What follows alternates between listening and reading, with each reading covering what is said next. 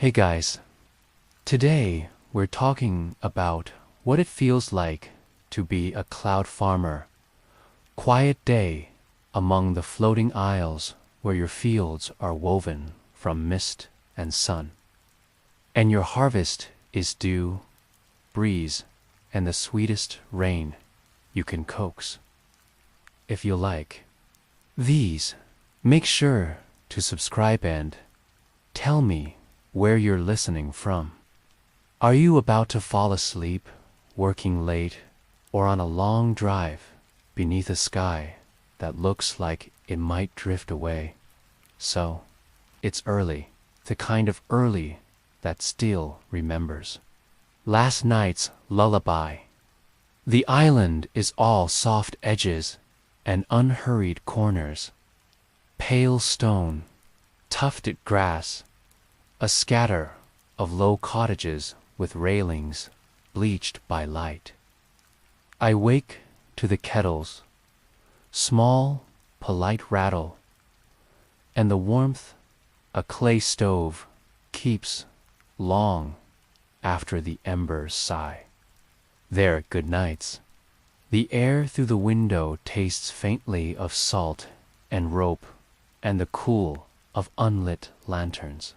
Far below, something enormous sea, sky whale. Memory turns over in sleep and forgets to make a sound. Breakfast is simple and certain. A slice of seed bread toasted on the stove's iron lip. A smear of plum jam that smells like last summer's. Laughter, a wedge of soft cheese, and a mug of dawn teement to wake the eyes. Chamomile to explain that waking doesn't mean hurrying. I eat on the step with my socks tucked into my boots and the notebook on my knee. The first job of the morning is listening. Cloud farming is mostly listening, if we're honest. 2 air, 2 ropes. 2, the way mist learns your name. Over the rail, the fields wait. We don't plant rows. We rig catch nets, wide spans of fine mesh, stretched between posts, hung with glass beads, the size of peas.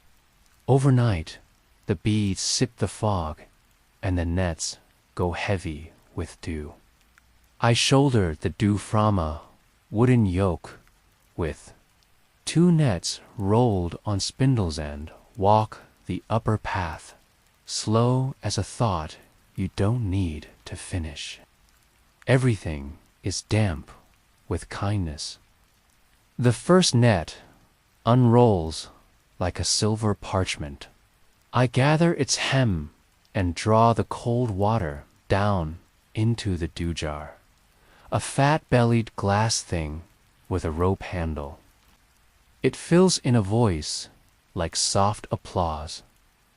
I pour it into the waiting barrel, then the next and the next, until the barrel's oak darkens, and the iron hoops settle an inch. The water smells like breath on winter glass. It will sweeten tea, soften bread, feed the barrel of sky trout that live under the porch and pretend they're shy dot. From there, around to wake the buoys. Every island hangs a trail of little lantern bottles along its rim. On fog-thick mornings, they glow syrupy and warm, a breadcrumb path for neighbors drifting near. Last night's fog was honest, so the first few are only sleepy. I uncork, trim the wick with the knife. My mother sharpened against a moon. Add a drop of orange oil and breathe a quiet hello into the glass. Warmth gathers, blush by blush, until the bottle remembers it knows how to be brave in low light. Along the way the chime-lined silver hoops strung between poles stir awake. Shy at first, then more certain, little notes of tin and glass and polished bone. I listen for sharpness. Sharpness means crosswind. We prefer round sounds. Round sounds keep ladders steady and tempers civil. The goats find me at the southeast post. They always do. Two shaggy ladies with eyes like coins and patience like mountains. I give them carrot coins from my pocket, and they pretend to be surprised. They have learned the footpath to the salt lick, the latch on the shed door, the exact persuasive tilt of head that convinces me their hay was stingy last night, though the hay still winks from their whiskers. I checked their feet, rub a rough ear until it decides to purr, and tell them the day will be gentle if they agree to meet it halfway. They agree by wandering off to stare at the horizon, which is goat for philosophy. Clouds today are low and slow, so I set the guide kites. They are the farmer's chorus, cloth wings that tug the island into the friendlier lanes. The first is butter, pale cream with a wide belly.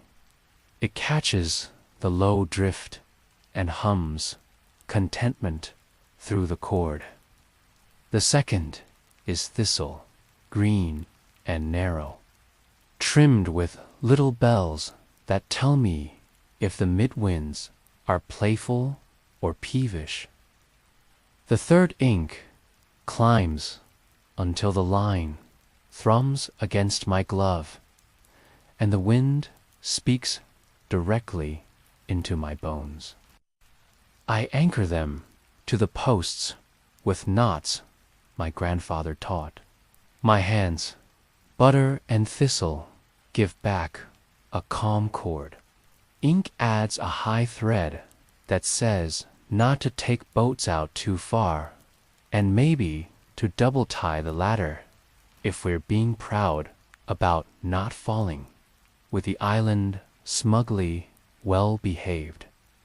I make for the windmill, not the tower kind. We run small mills here, squat and affable, therefore fat veins stitched from sailcloth. Their innards cranked to run the thick roped pump that lifts rain up into the cistern. I lean my ear to the mill's wooden gut. It hums a note I call good bread, warm, even, not bragging. A dab of tallow on the pin, a wipe of lint from the governor weight, a nudge to the vein that drifted 3 fingers east in the night. The mill sighs like an old friend after soup and keeps doing its work without needing to talk about it. At the cliff path, the whistlestone sings. Every island has one, a hole in the rock that speaks wind into syllable. This morning, it's a hollow E steady, a little cool around the edges. I write it in the ledger. E means western lanes keep their promises. Cranes won't sulk in the shipyard, and the market aisle will pass within shouting distance by afternoon if it doesn't sniff out a better bargain of air. I smooth the page with the side of my hand and find old notches of salt in the paper. The ledger remembers weather as palimpsest. You can always read yesterday if you look slantwise. Mead-morning is listening post-time. 3 brass horns face northeast and away tuned to catch the island notes of our neighbors. I cup my hands around the first and catch Elder Stonelow, a unhurried markets clattering in its ribs. The second gives me Sun's pocket, bright D, orchards in a mood to brag. The third whispers a thin G, I don't know. Likely a new slip of cliff loosed itself and is learning the alphabet of drift. I put out an extra loaf on the railing. New folks can be shy. Bread is a kind of hand. The fog lifts a tear. I walk the sky-flax bedspell, silvery plants that put out strands you can spin into weathercloth. I thumb the tension on the drying lines and pull down yesterday's combed skeins. They smell faintly of milk and thunder. Beside them, the matte, soft green rugs of spongy stuff we seed on flat rock to trap Douglasin like coins. I lift the first, pour its silver into a jar, and lay it back down, patting it as if it were a sleepy cat. The cattish behavior continues with the sky trout under the porch, who flicker up when the bucket squeaks and pretend this is all my idea. I drip them a little dew. Their spotted heads nod. I am forgiven for being a person. By noon, there's room in the day for small mercies. The rain barrel's seam has learned to be sullen. I warm a lump of beeswax between my palms until it remembers how to soften, then press it along the seam with the persuasion of someone smoothing hair. A sparrow has tangled herself in the chime line by the shed. I pin the ring with my knee, untwist thread from toes, whisper an apology in the general direction of the sky. She scolds me extravagantly and then leaves to sing from a better perch, at which point I accept her forgiveness, though she would deny it. Across the lane, the ladder bridge rattles on its hooks. It's a long wooden thing with rope handles that folds down between us and the next island when both agree. I check the hooks, oil the hinges with sour oil that smells like the end of summer, and throw a wind-ribana strip of blue cloth so I can read the air's handwriting while crossing. Not yet, though. Market will come after. The tea cools, and after I mend the dew net whose corner seemed surrendered 2 nights ago. That seam is a story told in linen and salt. I sit with it in my lap and feed the needle through the edge knots, over and under, slow as bread rising. The thread remembers the path. My hands remember to be gentle. A cloud tries to adopt the goats again. I send it along with the staffs, rubber tip, and a compliment about its shape. Complimenting clouds isn't necessary. Necessary isn't the only recipe for a good day. When the kettle huffs itself back to hot, I pour tea that tastes like mint, forgiving the morning. I drink it from the chipped mug with the fox painted sideways, the one that never learns not to drip on my thumb. Beyond the railing, a sky whale rolls, a gray hill with a streaming fin, casting a shadow like a sail across a different ocean. The breath it releases is a tone I feel through the deck boards. People claim wishes on those breaths. I save mine for winter. Summer doesn't need a wish if you listen. Afternoon promises, adrift by Elderstone, the market aisle. I tug butter and thistle 5 planks toward east. Leave ink high with a touch on its line, and watch the wind behave like a freshly instructed puppy. The chord changes. The island inclines toward commerce. I call across to the neighbor's boy, who waves from their roof where he's laid slices of apple to dry and to acquire star stories from birds. Market, he yells. I point to my bread and the basket of dew. He nods like someone signing a treaty before the market arrives. I make supper in advance, a copper pot of broth with barley and carrot coins and the last of last night's roast, so it can thicken while I'm gone and prove I was wise hours ago. I put it on the lowest hook above the smallest flame, with a lid that knows its job, and set a spoon across its handle like a charm. The cottage smells like soup, deciding to become comfort. Then the market's voice arrives.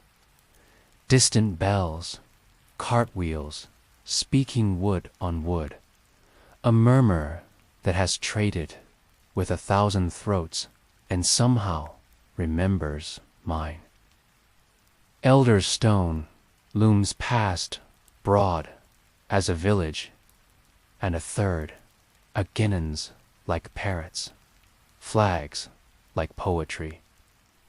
The ladder bridge calls for hands. I throw mine at it, and it nods into place. One end on our hooks, the other on theirs, wood and rope married by habit. Halfway across the bridge, the wind corrects itself. The ribbon on the line flutters the pattern that means hold the rail and smile, I obey. On the market deck, the smells are a small parade. Spice, salt, citrus, old rope, new book. I trade dew for lemons and a paper cone of caraway.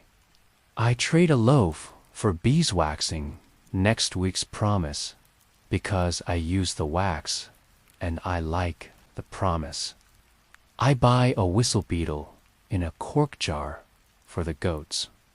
Uncorked, it sings like a very small mule until they consider not eating the shed. I pass the stall of weathercloth's kyflax, woven tight as secret sand. Tell myself my old shawl is fine. it is still. My fingers touch the new bolt, and the cloth agrees to remember me. On the way home, I shake hands with the basket makers, nod to the rope braider whose palms are maps, and buy nothing from the brass toy stall, because I am, today, a grown person. Back at the bridge, the ribbon says, "Be light."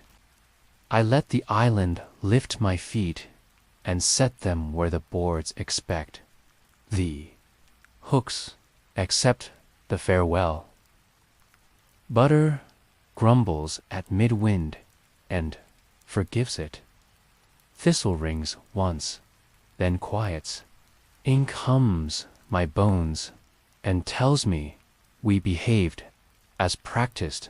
By late afternoon, the sun softens. I make the last rounds, lantern bottles bright, dunnets rinsed and hung, chime lines tied short so they won't gossip at night. Sky trout get their supper with a polite clatter into the porch barrel. They arrive like whispered exclamation points. The goats consider the whistle beetle for 8 seconds and decide the shed was always interesting. I oil the latch anyway. Dinner is broth, now ready to tell its long, simple sentences. I eat at the rail with a heel of bread and watch the first star decide whether the evening has earned it. The whistle stone slips from E toward D, rain practicing its handwriting. I set the weather beacons along the path. Their globes blush faintly, promising a mild wash at dusk. Everything is ready to become clean.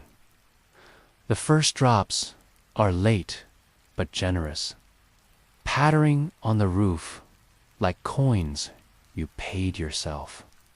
I roll the goat shed door, mostly closed, leave a crack so they can talk to the rain and feel brave. I pull the kites down with thank yous, buttering the lines through my glove and laying each wing flat. Cloth, cool and damp as linen moonlight has thought about. I string a new wind ribbon across the lane because I like to see how the night reads. Inside the cottage is a lamp, inside a lantern warm. Round light in a room built of promises kept. I wash the cup, arrange the spoon, open the ledger to breathe, and write E at dawn, D by dusk. Butter, honest, thistle, good. Ink warning but polite. New Island G bread offered, X. Rain to valleys west. Goats unmoved by beetle. Latch oiled anyway. The pencil leaves a pale silver, where the paper drinks the thought. When I lie down, the island has already chosen to hold still. Rain tilts into whispering. The corner rope gives one satisfied creak. The whistle stone hums a note. The bones take to bed like a lullaby. They're allowed to keep. Tomorrow is for mending the east net, for weaving skyflax into a shawl that will learn storm colors, for sharing bread with a G-land if it drifts close enough to ask. For now, The day has done everything it promised without a single hurry. I sleep the sleep cloud farmers favor, a soft mapped sleep. Roads made of wind, cities made of lanterns along a rim.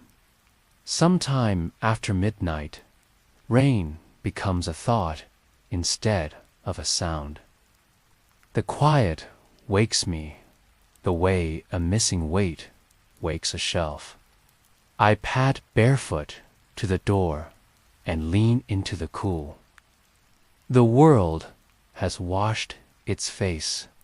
A seam of fog lies low as a folded blanket, and here and there the star moths are out small pale wings with slow candle bellies, sipping dew from the chime lines. When they land, the bells glow faintly, as if remembering the day.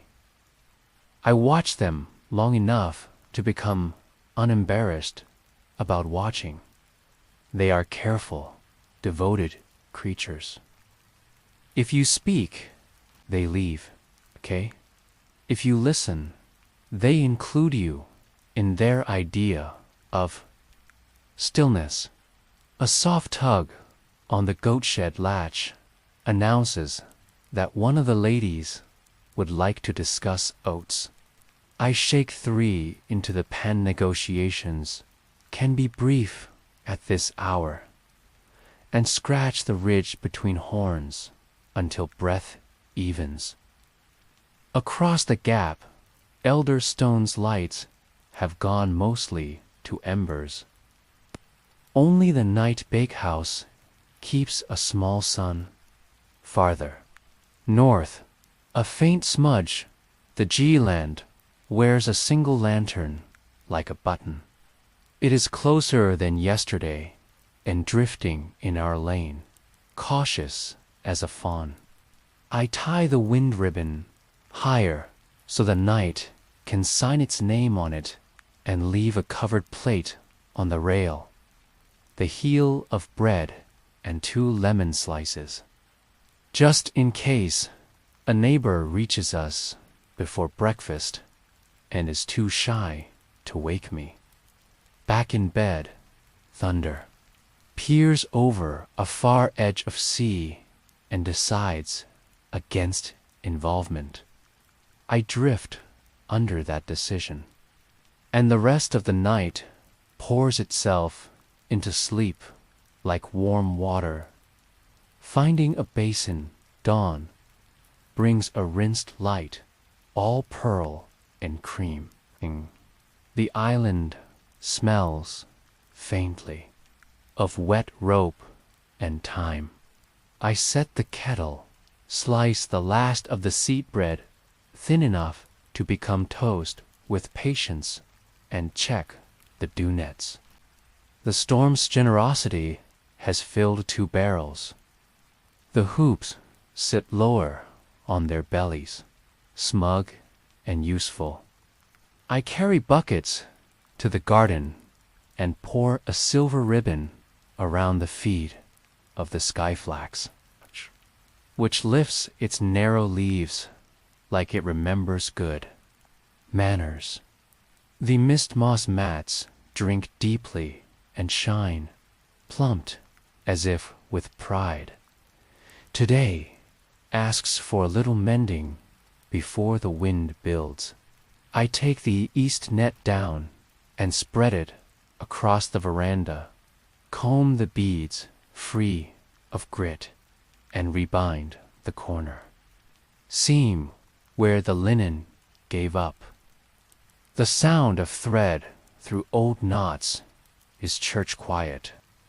A small tear in the weathercloth apron becomes not a problem, but an invitation. I patch it with a square cut from last winter's sleeve, a blue that remembers the hour before snow. The patch looks like a small, honest flag. I sew it down with a line of tiny crosses that behave like blessings the whistlestone offers. a mid-low, E-flata cousin to yesterday's steadiness, with room in it for visitors.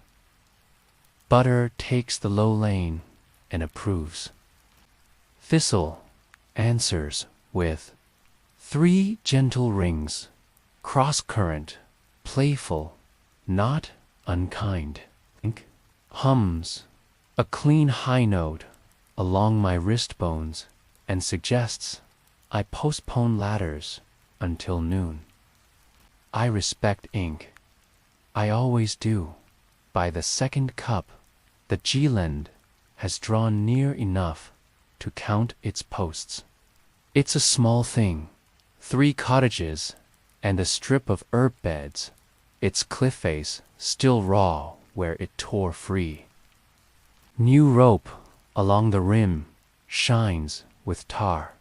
Fresh mooring pins show bright where the hammer remembered to leave its mark. A figure waves from their outer path with a tentative cheer of someone practicing neighbor. I lift the covered plate from the rail and tie it to the throw line. The line sails, lands, and the figure secures it like a person who knows knots. Bread travels, lemon glows. A return tug brings back a jar wrapped in cloth and a note tied with twine. The note reads, in neat, hopeful letters, Rosa Paul, jam please, except, underneath, smaller. Is it normal to feel the island breathe? I write on the back, yes, breathe with it, and add, welcome, Lane E. Knock any time. The jam is pink as sunrise and tastes like blossom thundersweet with a little weather in it. I put a spoonful on the end of last night's bread and decide to save the rest for when the day asks a tired question. Mid-morning hums. I walk the guide kites, check the posts, tap each knot with a finger like a teacher taking attendance. A ribbon of cloud approaches from the west, a pale procession that will want encouragement not to tangle itself on the cliff. I take the shepherd stayfolk handle, rubber tip and stand at the rim as the first tuft glides politely toward the herb beds.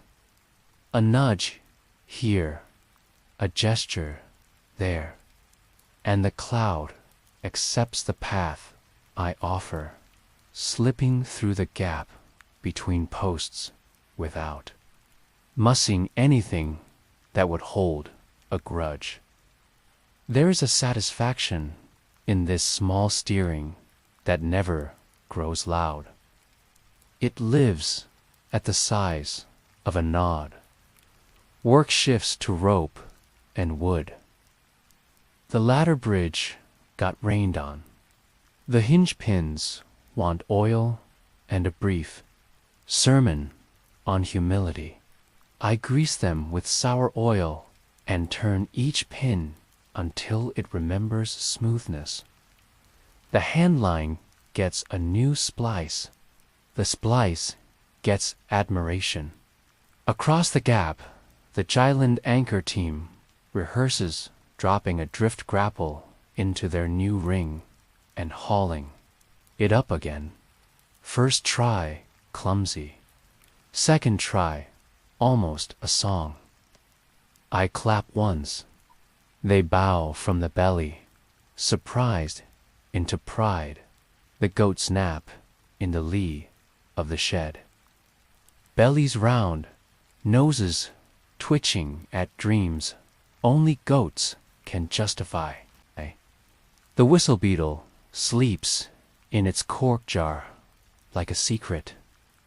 A hawk pulls a shadow over the grass and moves on without paperwork. The sky trout approve of everything. When the sun tips toward afternoon honey, elder stone returns on a wider loop. Less market now, more procession.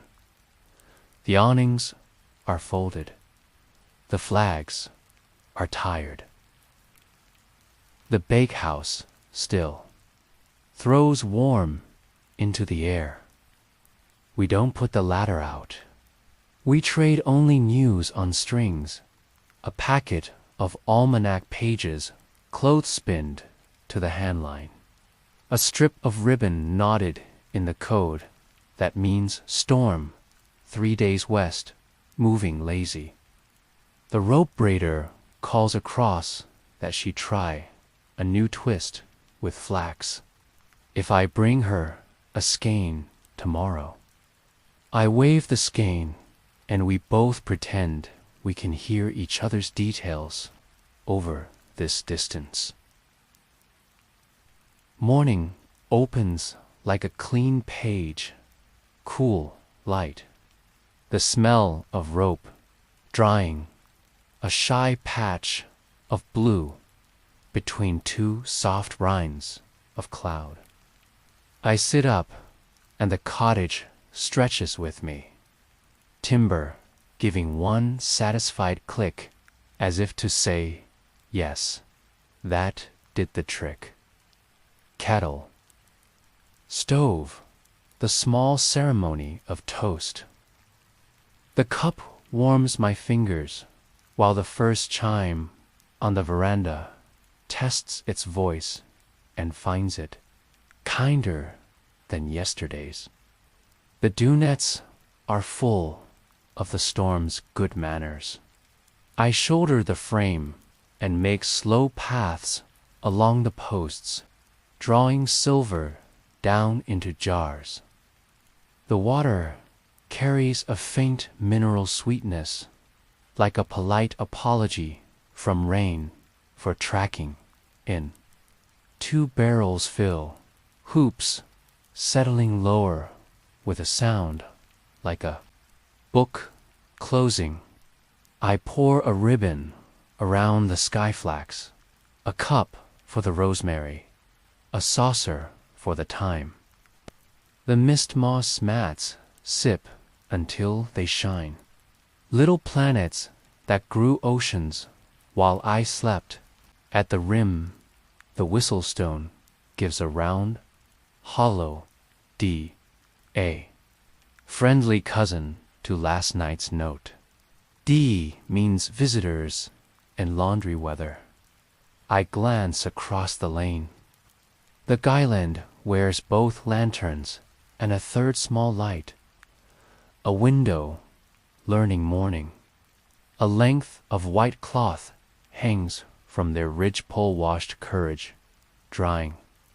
I tie a lemon slice and a wedge of cheese into a cloth and send it by throw line with a little rap on the handrail that says, "If you're awake, let's call this breakfast." The line tugs back. A jar nestles in the net when I pull. More rosa pole, jam, a note attached with calm twine. We're Tala and Rune. The island breathed all night. It felt like being rocked. Is that good? I write, very rock back. I'll come with the ladder after tea. That guide, kites, needs small courtesies after rain. I take Butter's line in both hands and let the grains of damp slip from it. The cord hums approval and finds the low lane easily. Thistles, bells are quiet midwinds, thinking pleasant thoughts. Ink asks me to hold still for a count of 12 I obey, and the high current shows its new edge, a hair finer than yesterday. I shift the post to hand widths and tie a fresh wind ribbon so my future self can read what I learned. Ink settles, the note traveling back through glove and wrist to ribs like a friendly knock. A goat at my knee declares oats with a look. I crumble too into the pan, scratch between horns, check hooves. The sky trout roll like silver commas when I tap the barrel. Lip. I drop in a few pellets and they punctuate gratitude without splashing. The mill hums in the key I call clean floorboards, solid, even a little proud.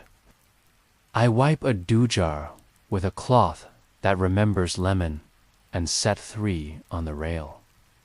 Mine, the neighbor's, and one for luck. By mid-morning, the fog has knitted itself into shawls draped on the world's shoulders. I unhook the ladder bridge, lower it to the measured clicks it loves, and call across. 2 figures appear on Gitala with a scarf knotted, practical rune in a sweater that has stories. We meet in the middle and the bridge accepts our weight with long acquaintance. We brought hands, Tala says, and her smile is the kind that already knows how to share a task. We start with their guide kites, which are good cloth but shy of wind. Name them, I suggest. Names teach the air where to find you. Rune chooses copper for the low lane, Talamalo for the mid. Their high kite is a slim, dark wing with a stubborn set to its spine. I pat it once, and it allows sable without fuss. We tune lines with small, patient pulls. Feel the breath. I say, drawing the chords across their palms. They nod, faces changing a fraction as sensation moves from skin to understanding. Sable sings once along the bone. Tala's eyebrows deploy the expression you use when you discover your kitchen's best spoon has been waiting in the wrong drawer for years. Next, rope and wood. Their mooring pins are true. The hinge pins want oil. The handline splice shows more ambition than experience. We fix in the order of kindness. Oil first, because every moving thing is nicer oiled. Then splice, then a short sermon to the ladder feet about trusting boards they cannot see. We practice the throw line between rails, toss, land, haul, coil. Bread goes one way, jam comes back. By the 4th throw, Tala's coils sit in her palm like sleeping serpents, and the line obeys her without needing a pep talk. We take tea in my doorway while Elder Stone hums far off, a low merchant vowel. I spread the new jam. They make the polite faces people make when something is unexpectedly perfect. We were a cliff folk, Rune says, thumb on cup. When the island let go, we thought we'd fall forever. Turns out, falling and floating share a lesson, which is, I ask, for the pleasure of hearing it. Don't over-argue with gravity, Tala answers, and we laugh the way tired people do when someone has said a thing you meant to notice. Back to work. The careful kind that removes splinters from a day. We lay my east net across both verandas and stitch its corners seam together in a tidy marriage linen into linen, knot into knot. The thread moving with the competence of hands that have mended nets in different weather and are glad to find the work unchanged. I show them the dew-jar tilt. I like shoulders and wrists. Not elbows so. The water runs down the mesh instead of sulking in it. They teach me a cliff knot for wind ribbon ties that unfastens in gloves. We trade small excellences and call it fair dot. A traveling cloudlet bumps the goat shed with a lover's enthusiasm. We shepherd it gently along the posts with the rubber tip of the staff. Flirt, Tala tells the cloud. Boundaries, I add. It drifts on, reconsidering its priorities. We hang the washed courage cloth back on their ridgepole. It snaps once and then agrees to learn the day's language. At noon, we cook lunch together, soup ladled into traveling cups. My lemon cakes, reheated on their stove, a small dish of trout, who failed to be shy, poached in dew and thyme. We eat on the bridge, mid-span, bowls balanced on a crate, the rope humming under our elbows. How long before the island stops feeling tender? Rune asks. It never does, I say. It just teaches you which tenderness is weather and which is home. We tune the kite cord for a slow eastward drift, so their little island will meet friendlier lanes near dusk. Butter and copper nod to each other across the gap. Thistle and mallow talk in bell whispers. Ink and sable discover they can share the same high sentence without stepping on each other's adjectives. We stand at our posts and do as little as possible, the hardest work of all. There's time after that for weaving. We set up my portable frame on the veranda and feed skyflax thread through the warp with that satisfied rhythm that turns minutes into cloth. Tala learns fast. Rune hums a pattern from cliff weddings. The shuttle keeps time. The shawl that begins is the color of a promise spell, strong, unembarrassed. For the wind, I say, picturing it over Tala's shoulders on a cold lane. For the bridge, she answers, picturing it coiled near the ladder, ready. A hawk writes a sentence across. The afternoon, the whistlestone considers and lowers to a softer C-sharp. Pressure easing, drift content. The weather beacons along the path blush and then clear, as if the day realized there was nothing left to prove. We check the goat's philosophers, the mill honest, the hinge pins reformed, and the trout forgiving. You keep lists? Tala asks, watching me note with a side of my pencil. I keep weather, I say, and she nods like a person who has been keeping something else and will now keep this toward evening. We walked the bridge one more time with lanterns for the first night of their comfortable drift.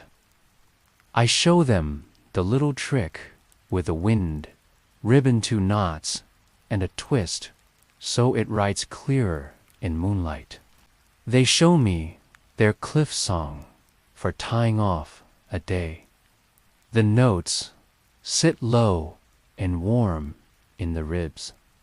Even the ladder seems to hum along. We send a cake on the throw line, receive a sprig of rosemary and a clove of garlic, like a coin from a pocket that didn't think it had any money. Tomorrow, I say, touching the rail. Tomorrow, Tala agrees, and the word sounds pleased to be said on both islands at once, back in my cottage. I lay out the new shawl's first handspan and press the cloth with my palm. It holds my heat for a beat, and I pretend that's gratitude. I make a small supper of soup and breadcrumbs, fried in butter, and the onion, halved and roasted until it remembers sugar. The island breathes. The breath carries time and clean rope. I light the lantern bottles early, not to chase the dark, but to welcome it. Night finds me on the step with the ledger and the chalk. I draw 3 small marks on the rail for 3 good things that surprised Miss Abel's true note. Tala's quick hands. Jam that tastes like blossom thunderand. 1 tiny arrow where the east net will want a new bead when we can afford glass.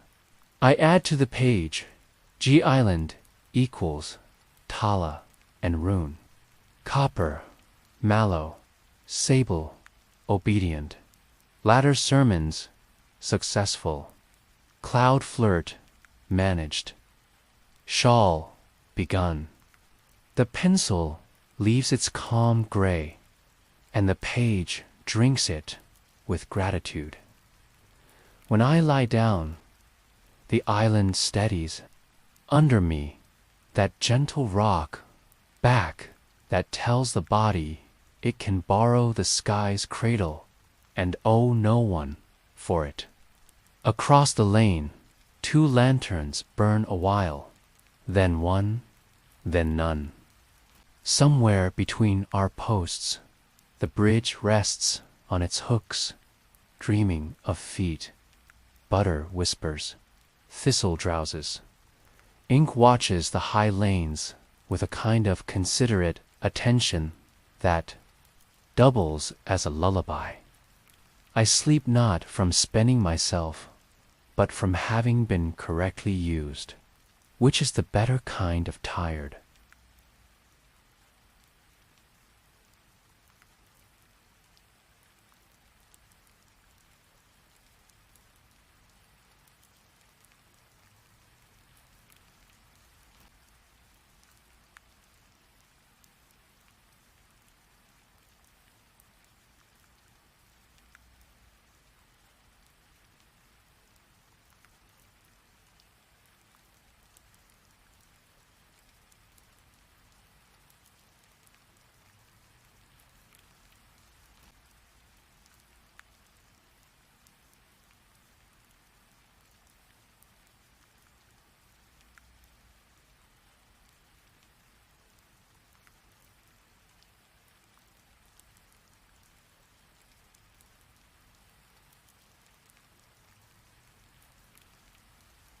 If the night remembers anything of us, it will be the small arithmetic of kindness, knots taut and unknotted, cloth begun lines tuned, a spoon set on a ledge for a neighbor's hand to find in the dark. Tomorrow we'll loosen the cords and drift a little farther east, maybe guide a shy fog bank past the herb beds, maybe finish the shawl and tie its fringe with rosemary smoke so it learns to love weather. For now, the beacons keep their soft vigil. The whistlestone settles to a comfortable sea, and the sky, pleased with a day's math, closes its book. Dawn arrives, folded and pale, like a letter slid under the door by a courteous hand. The cottage wakes with its quiet routines, the clay stove giving one contented tick, the kettle lifting its voice only as much as it must. I stand in the doorway with the first mug and the last of the stars, and feel the island do that small, reassuring rockback that tells the bones we're in agreement with gravity today. The dew nets wear necklaces of silver. I gather them slow, hands remembering yesterday's seam and the way thread wants to be asked, not ordered. The jars filling glugs of polite applause. I pour a ribbon around the roots of the skyflax and set one cup aside for the rosemary. Push a small bribe for the favor I'll ask later. The mist moss glows like green velvet pressed by moonlight at the rim. The whistlestone slides from C to a round morning E, clear as glass.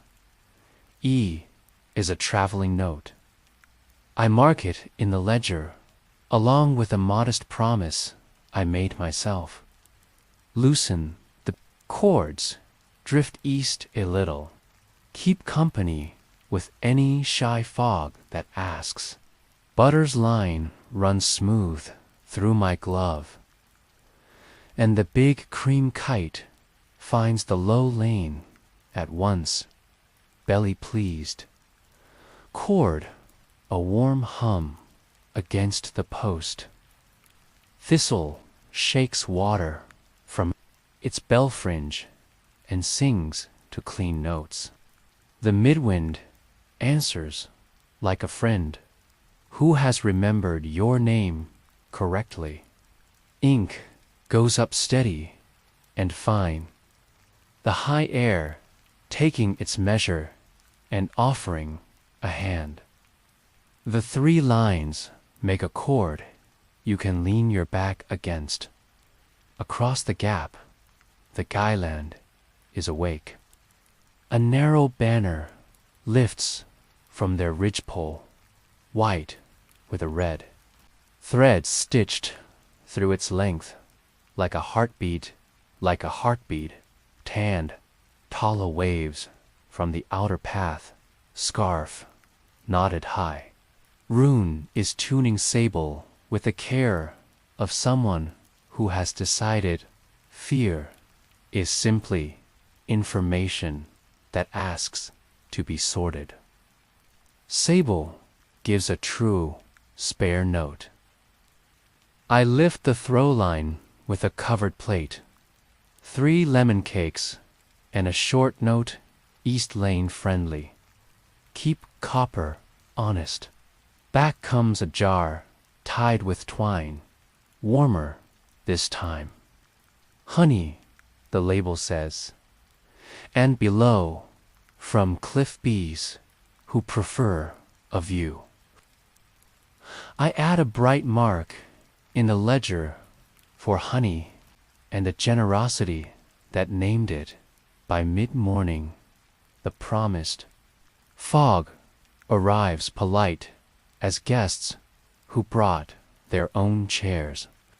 It breathes over the herbs, in soft, gray folds, snagging slightly on the rosemary, nosing at the lavender like a dog invited no further than the threshold. I take the staff with its rubber tip and stand at the posts until the first swell, and it listens, slipping along the rail.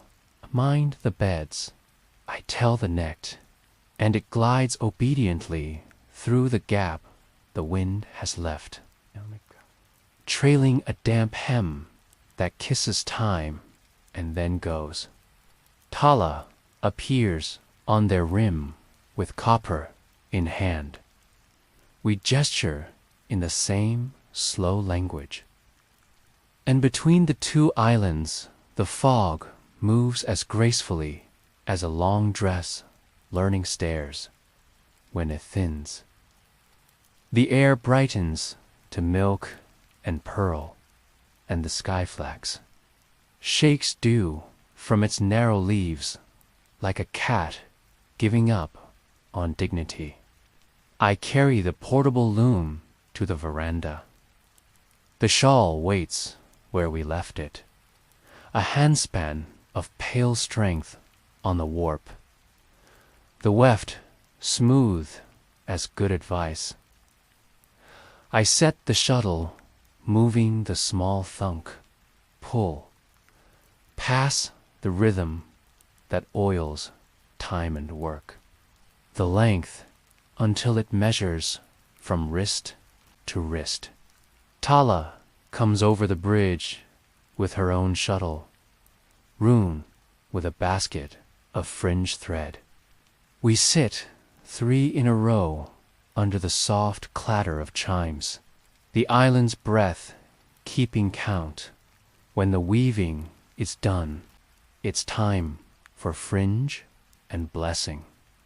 I clip rosemary sprigs and set them smoking in the saucer, fragrant and green. We thread the fringe through the edge of the Shaltala's neat fingers. Runes, careful, square knots, my habit of counting softly under breaths, so the threads learn the number of the day. Then we pass the length through rosemary smoke, slow as a thought. We don't want to end, for weather, I say. For bridges, Tala murmurs. Rune leans in and adds, for returning, because he knows what a good shawl should do. We drape it over Tala's shoulders, and the cloth settles like it has been waiting to be exactly there. She smiles, the kind of smile that makes the air arrange itself more comfortably, and looks east. The lane there is indeed friendlier, a pale road through brightness. Butter's line hums contentment. Thistle adds a low bell. Ink writes a thin sentence over our heads that even the goats seem to understand. There is time for small work, the sort that ensures big work never needs to complain. Check the handline along the bridge. Take a pencil and mark where the outer braid will want replacing come next month. I grease the hinge pins on the ladder, 2 drops only, because too much kindness to moving parts makes them lazy. We teach Rune the cliff not for wind ribbons, and he teaches us a coast knot that undoes itself with a truthful tug. The day approves of the exchange and grow a shade wider. The mill hums steadily. I listen with my cheek against the warm wood until the sound becomes part and bone. The sky trout spiral under the porch, leaving coin-bright rings on the water, then take a nap in the corner where the world looks like it was just invented. The goats asked nothing and receive carrots, which is part of the charter of goats. They bow their heads and pretend gratefulness until gratitude becomes true. Elder. Stone comes once more, not as market, but as hymn. The deck is quiet, only laundry and long shadows. Just the bakehouse awake and giving away its cinnamon to the lanes. We do not unship the ladder, we trade news by ribbon and gesture. A storm 3 days north, deciding to be considerate. A school of skyfish tasting of lemon at the far edge of the map. A child learning to walk on deck without holding both rail and breath at the same time. Elder Stone nods its slow nod and passes to the west like a thought you are not done with, but will return to pleasantly.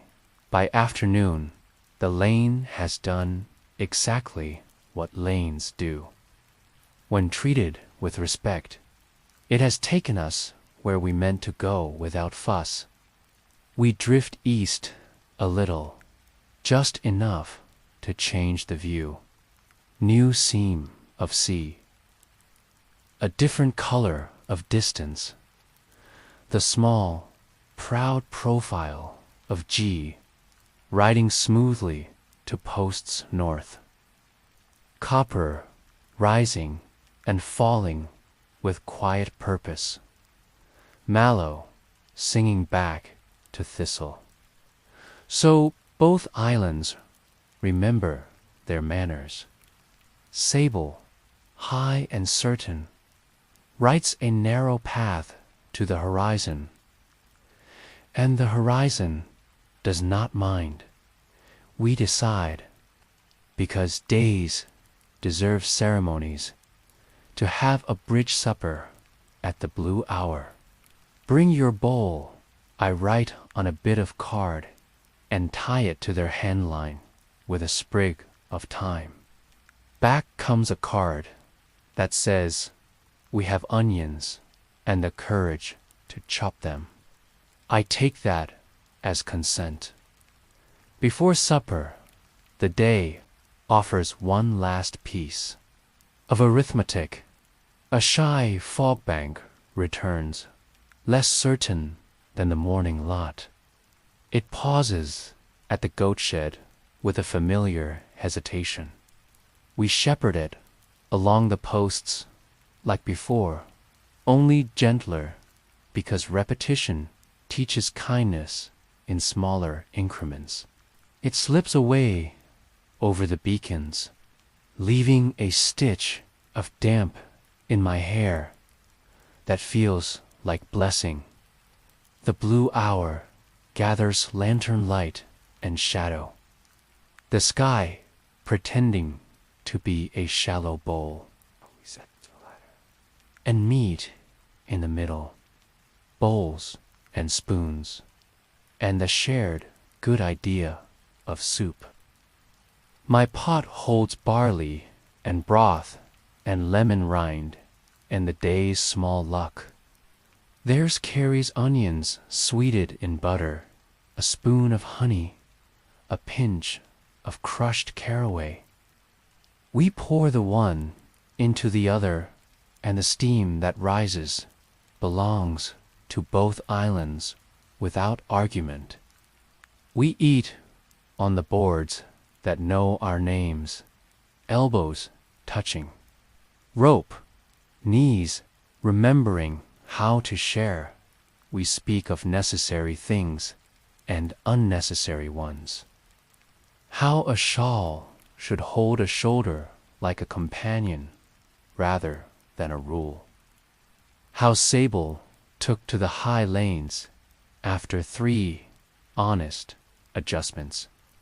How a person knows when to tie a knot and when to trust their hands. Rune shares a cliff saying, "Measure the wind with your ribs." Tala counters with a market proverb, "Every promise needs a shelf." I write both down later with a grin. That feels like writing them twice when the bowls are quiet. We trade the small gifts that make neighbors out of next doors. They send a coil of rosapole peel dried in cinnamon. I send back a jar of dew with 2 lemon seeds because the idea of future lemons is its own kind of cure.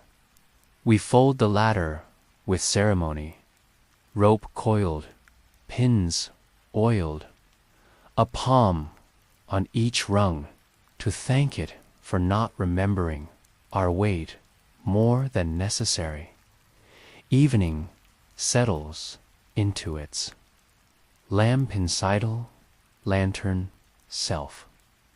I walk the rim, lighting the lantern bottles before.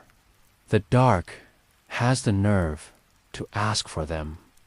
Beacons blush and then keep. Butter nuzzles its post. Thistles' bells go to their quiet bed.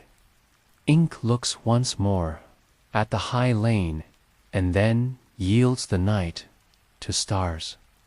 The whistlestone lowers to a comfortable D. The note that says roofs will dry by morning and hinges won't sulk dot inside. I lay the shawl on the stool and press it with a palm. The rosemary smoke lingers on the fringe like a memory that knows when to leave the room.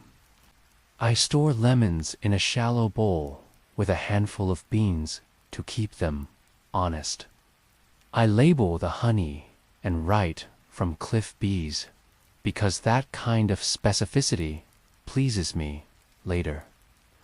Then I sit back, listening to the island breathe, and feel the day settle into its proper place.